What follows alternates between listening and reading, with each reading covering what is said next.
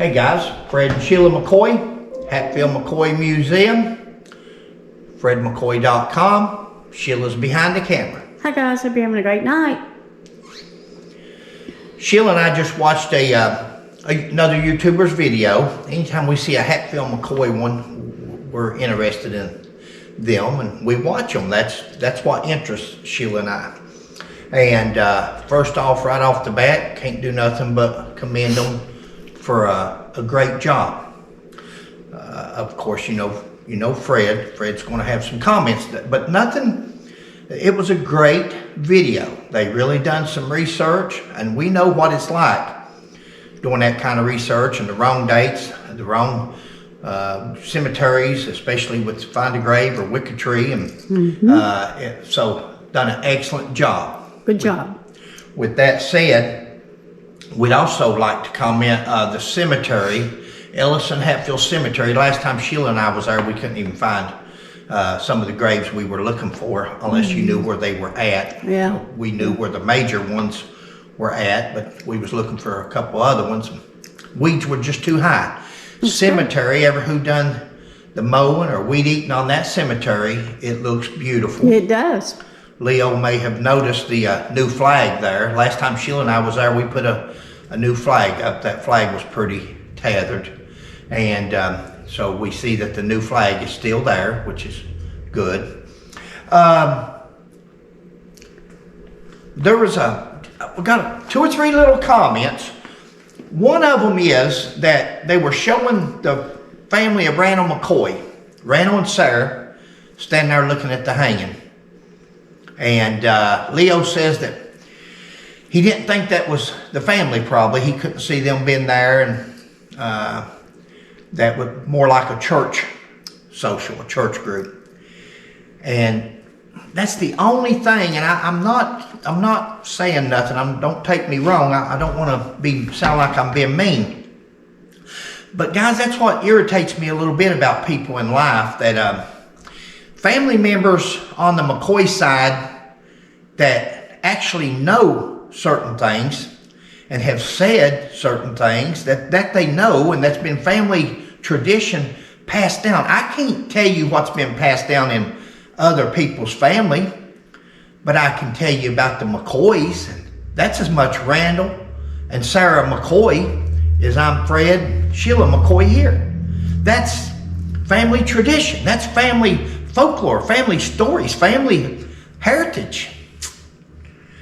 If you think that there's a church social, a bunch of church people gets together and goes out here and gets on a hill, take pictures, that's not where they would go. That was the hanging. That was Cotton Top Hatfield's hanging.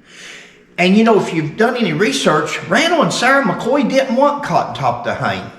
They didn't want him to hang. They protested.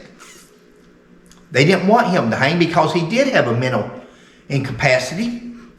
And they actually didn't think that he was the one that killed their daughter. They thought it was Cap. The last thing Alifair said was Cap. She recognized Cap. And even in the movie, we know the movie's not correct. Anybody that knows anything. But even in the movie, they had Cotton Top at the back door. Cotton Top was watching the back of the house. Alifair come out the front. So I wasn't there for that.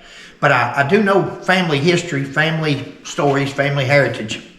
That's a picture of Randall and Sarah McCoy overlooking. Sarah's got the mourning bonnet on, but after they beat Sarah's brains out, she always wore a bonnet, whether it was a funeral or whatever it was. She wore a bonnet to cover up the gash that was in the front of her head. If you'll go look at the court drawing, when she was in court in Louisville, Kentucky, you'll see an indentation.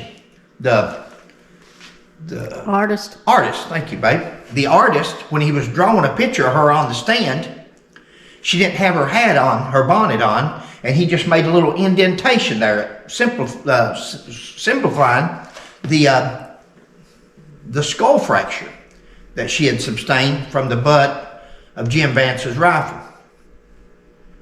But that, without a doubt, And, you know, you can do it like we did Jim Vance's picture.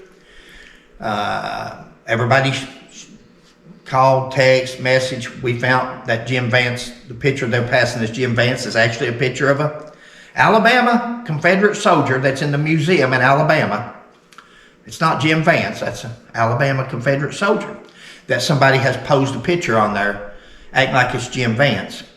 You know, we offered $1,000 for another picture that we've got in here somewhere. Somebody posted just 2023. Somebody posted a picture and said Randall McCoy. And it's around here somewhere. And we said give $1,000 for somebody to identify the picture.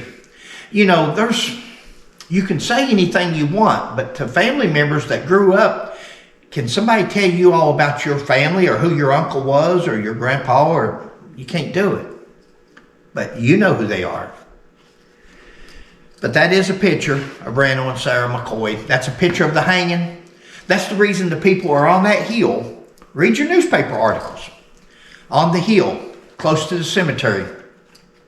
Guys, I'm going to tell you something. I wasn't there. Read your newspapers of that day. Sheila and I have said this for years and years. We know where, we've done a video on where Cotton Top's marker is there at the college, supposedly where the hanging is. If you was going to put a historical marker for somebody to come and see throughout history, would you put it down there in front of the college, a beautiful college, nice building? Or would you put it on up the road where a housing project is? Or a parking lot? Where would you rather put that at for people to see? We've always said that down there where the historical marker's at is not where the hanging was. Could have been. We wasn't there. But we think, just like newspapers say, that the cemetery, the hanging gallows was in a rock's throw of the cemetery. Well, if you'll look where Leo's standing there at the end, and Leo very well could be correct. Cotton Top could be buried right there in them unknown graves. But look over the hill there where Leo's at. Look at that one little street coming out there where that cross street goes. Look what a place for the hanging gallows. Look at the sun shining down. 5,000 to 7,000 people there that day for that hanging. And look what a hill that would have been for people to have gathered on and looked right down. They didn't care for people seeing the hanging. They knew people was going to be there. Kentucky wanted people to see what was happening. That finally, the Kentucky McCoys, Randall McCoy's family, was getting some sort of justice. So they didn't mind them looking at the hanging. The only thing was that the law said that in order to have a public hanging, you had to have an enclosure around the gallows. They put up a small gallows, a small fence around the gallows, and everybody gathered up on, you've got hills on both sides. There's hills on both sides right where that cemetery is. So Sheila and I have always thought, and others, that hanging gallows was right down below the cemetery, and that Cotton Top was probably buried on that cemetery. Now, again, I am not trying to correct this guy. He done an excellent job. He's done 2 or 3 great stories. One of Randall McCoy's house burning, different things. I don't want to take nothing away. And like I said, Sheila and I are not always right. And we ask people when we're wrong, correct us. And that way down the road, we get all these stories correct. But, you know, he says that there's no way. And he left them 1%. He said, I'm 99% sure. And he's probably correct. Cotton Top is probably buried right there on that cemetery where he was at. But he says there's no way that he would have been buried at John Deal's cemetery. It says Find a Grave says he's at Deal's. And we all know about Find a Grave, Wicked Tree. We all know that. But he says that John Deal's would not have allowed Cotton Top to have been buried there. And I always just like to keep an open mind because we don't know. But the open mind is, remember, John Deal's He says John Dills and Randall McCoy was great friends. And they probably were friends. Great friends? Well, John Dills was a Union officer during the Civil War. Randall McCoy fought for the Confederacy. John Dills let anybody that wanted to be buried on his hill be buried there. He let slaves, he let anybody. That was an open graveyard. Now, you got to remember this. Leo made a good point. Leo said, John Dills wouldn't have allowed Cotton Top after killing Randall McCoy's daughter to be buried up there with them. Well, Randall McCoy, Sarah McCoy, Rosanna McCoy, Sam McCoy, Martha McCoy, none of those people were buried on that cemetery in 1890. None of them was buried there yet. Soon afterwards, Sarah died. Soon afterwards, Rosanna died, and so forth. But there was nobody buried there yet. So, had Cotton Top or his family not had a place to bury him, I'm sure that John Dills, being the type of fellow that he was. Now, there's some people that makes John Dills out to be a villain. John Dills was a rich man. He was a merchant. He was a politician. He was but everybody liked him. Even Walt Hatfield liked John Dills. So I wasn't there. We wasn't there. We don't know.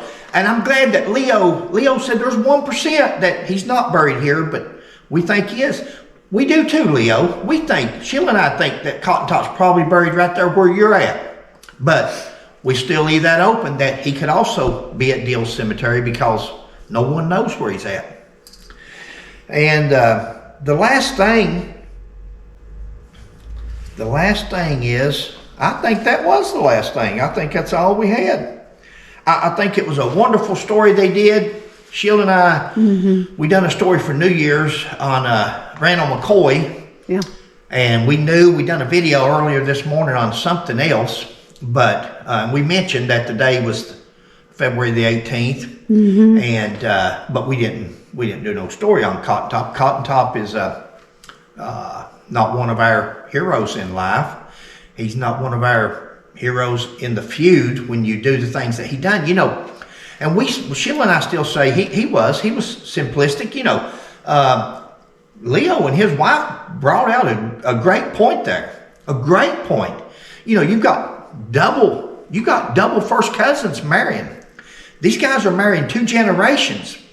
They say that you have birth defects and different mental issues with just marrying first cousins. Imagine marrying first cousins and then those marrying first cousins. Wow. And we wonder why Cotton Top may have had some mental issues. They've done a great job on distinguishing Ellis and Hatfield was the father with his first cousin Harriet. And again, and I agree there, because a lot of people makes jokes. A lot of people, it was done back in those days.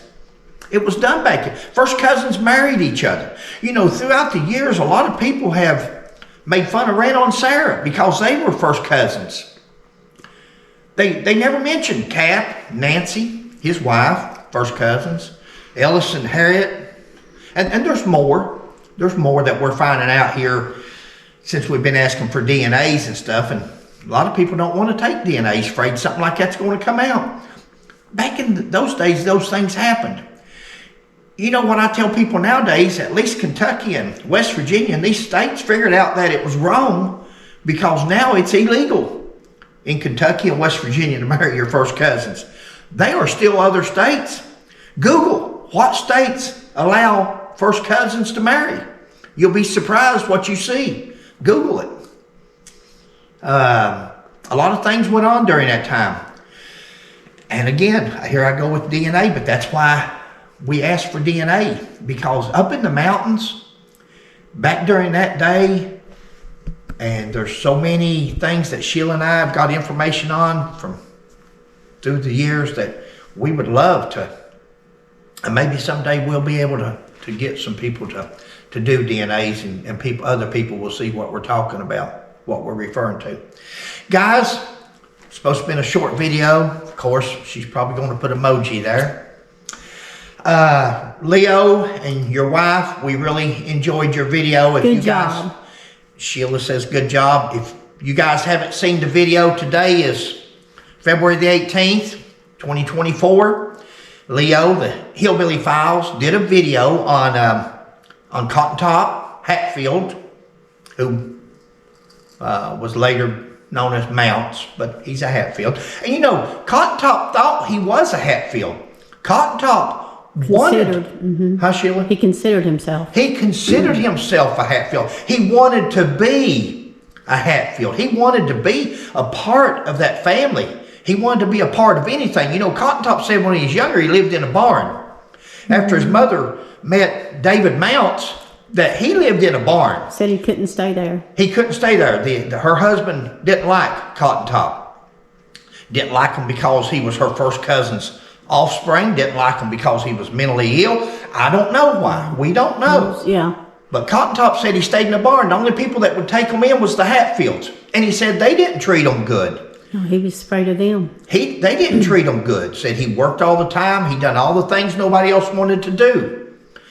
But he wanted to belong to somebody and some family so bad. And you know, when he was on that stand, said, Hatfields made me do it. And Hatfields made me do what? Did the Hatfields make you kill Alifair? Did the Hatfields make you go with them that night? Did the Hatfields make you take the blame for Cap? And then they were supposed to come and rescue you, which has always been the story. We don't know. Like Leo says, we will never know. That's right. But they done an exceptional video, and other than that, Sheila will do the closing. Thank you all.